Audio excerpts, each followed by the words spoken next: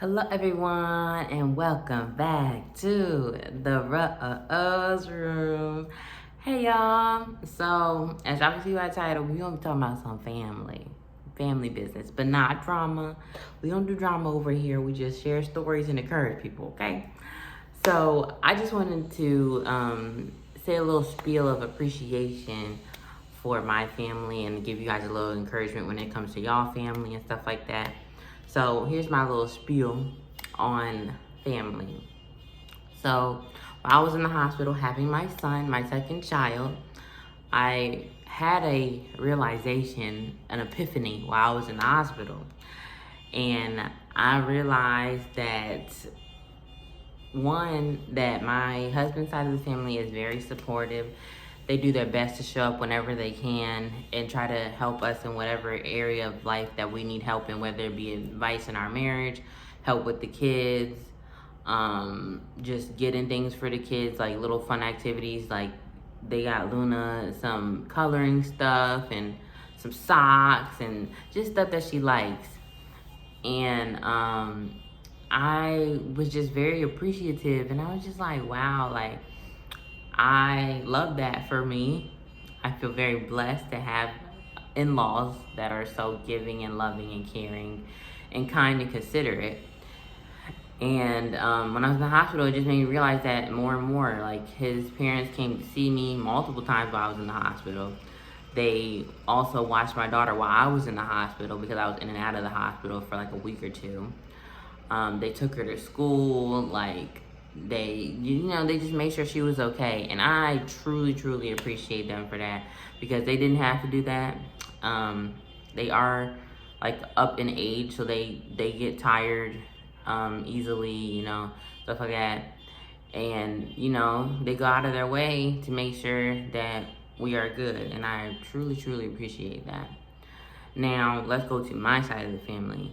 My side of the family, the people that are most impactful in my life at this moment in my life, it varies like throughout different stages of my life. I'll talk to certain members of my family more, but in this stage of my life, the people that have really like impacted my life have been my mother, my brother, my uncle, and that's pretty much it. Everybody else, we talk from time to time, but I love them. We love each other. We check in. I check in with them sometimes. Just make sure that they're okay and stuff like that. But other than that, that's just what it is. But my mother has been such a help. She encourages me when I get upset or I'm frustrated about something, try to get me calm down, think rationally, and say like, what would Jesus do? If Jesus did this for me, don't you think that he would do the same thing for you? And I'm like, okay, whatever. But yeah. And she has bought my son so much stuff. My uncle, he just makes sure I have whatever I need no matter what. Like, he's just so giving. I love him, and he's always been very encouraging and just super helpful. Like, and I feel like a lot of people in our family kind of just pass over that because of, things that are going on in his life. And, I can see past it, and I see the value that he has within him. And that's why I continue to be in contact with him, and he really does encourage me when I need it. And just speaks life into me and just really makes me feel good about who I am and what I do for other people as well. And the heart that I have for my family and even my friends and even strangers. But yeah, and my brother, he just, I love my brother. He's such a hardworking, determined young man, and it's so crazy. He's my younger brother by 4 years, but he acts like my older brother, which is so crazy. I'm like, I don't have no little brother. I have an older brother. Like, that's what it seems like. And I just love that he supports me in whatever I want to do, especially with YouTube. He's like, do your YouTube. Like, you're going to make it. Keep making videos. He wants to help in whatever way that he can. I really just appreciate him for that. And I say all this to say God is making me realize in this season that family is such an important role in how your life can turn out and the quality of life that you have. So I really do feel bad for the people that don't have a good family structure or have chaotic families or just dysfunctional families. I really do feel bad. And I'm not saying that my family and my husband's family are not dysfunctional in some type of way, but I will say the good outweighs the bad in both sides of my family. The good outweighs the bad. And that's the way it should be with families. The good should outweigh the bad. And I just want to encourage you, if you do have a good support system, a good family, you got parents that love you, family that loves you, genuinely care about you, check in on you, all that good stuff, to be appreciative. That's one thing that I've worked on. My husband, once he told me that I wasn't appreciative, and I was like, I always thought I was appreciative. Like, I always thought, just saying thank you was enough. But no, sometimes you gotta do a little bit over and beyond to let people know that you appreciate them, that you see them, that you care. And I definitely have worked on that. And I let my family know, his family know, like, I truly appreciate y'all. I check in on them, make sure they're good, help them in whatever way that I can at that moment in time. Yeah, we help each other. Families supposed to help each other. If y'all family's not helping each other to get through life, y'all's doing it wrong. That's the reason why we have family. They're supposed to help you get through life. You cannot get through life by yourself.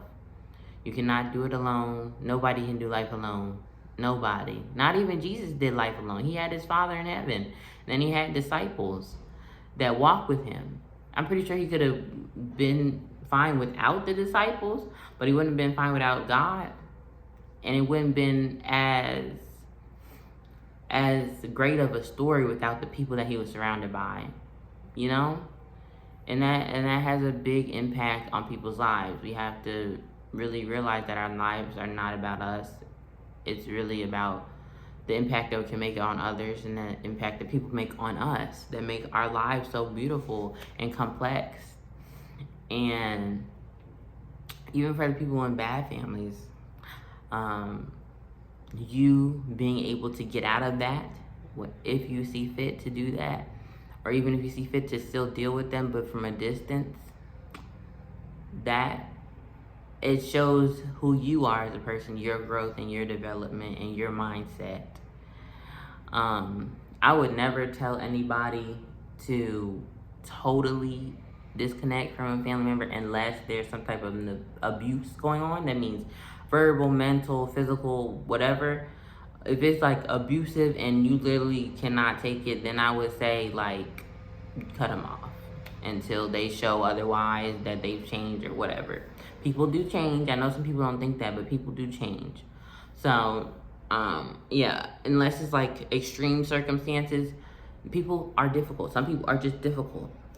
But that does not mean they're not worthy of some type of love, some type of care.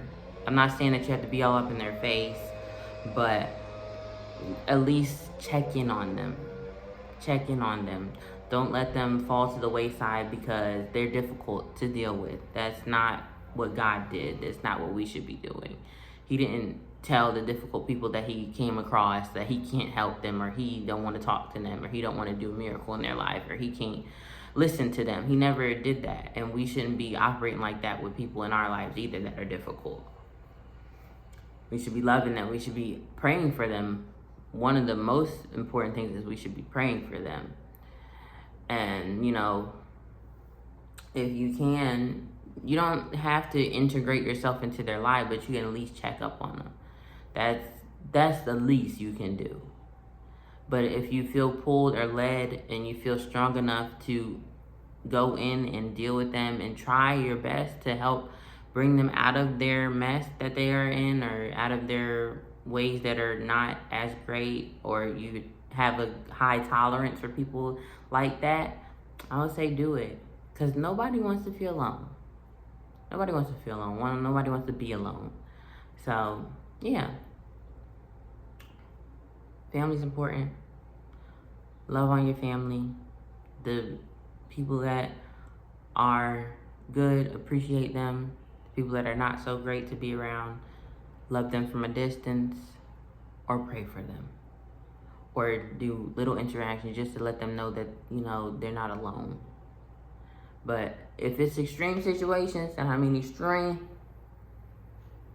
like abuse and stuff like that, I would say love them from a distance, pray for them, but do not be all hands-on with that until they show signs of change. That's what I've learned. And I've never been in like a abusive relationship with any of my family members. I don't think so.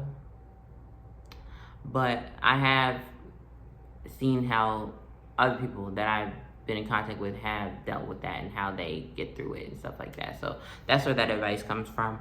But yeah, mostly I'm doing it based off of what God would do and how God interacted with people and stuff like that. So yeah, I just wanted to share that with y'all, give y'all my thoughts. This is the Rose Room. We talk about difficult things. We talk about good things, bad things, sad things, happy things.